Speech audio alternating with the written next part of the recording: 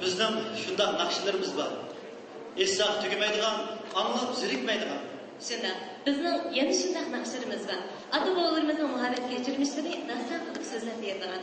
Mana bu bizning turmushimizda kam bo'lsa bo'lmaydigan xalq naqshlarımızdır. Xo'sh, qadrli mehmonlar, endi navbatdagi sahnamizga Alsaga naqshi Aldish Yusufni taklif qilamiz. Marhamat.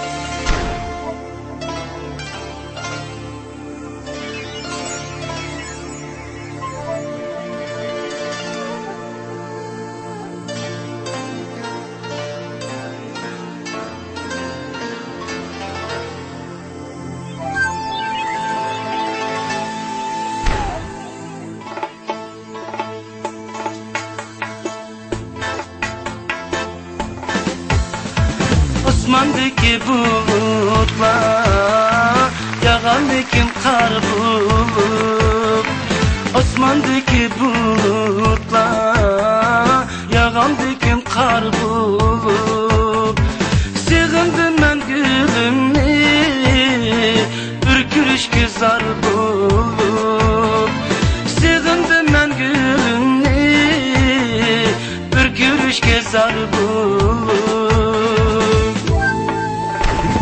Yar barida yaxshidik, yar ketib yomon bo'ldik. Yar barida yaxshidik, yar ketib yomon bo'ldik. Yar dardi yomon ekan, sarg'ayib samon bo'ldik.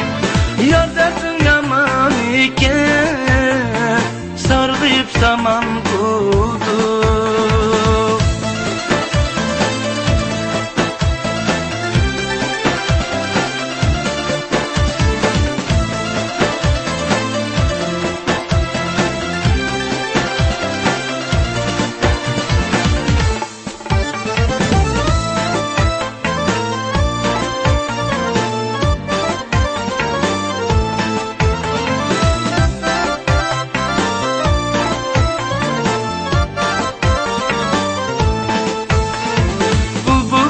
Sen gelsem, ağzım bilen versem.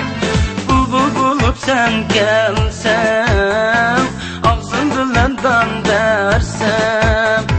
Leylen yarminin bulsam, kucağıda can versem. Leylen yarminin bulsam, kucağıda can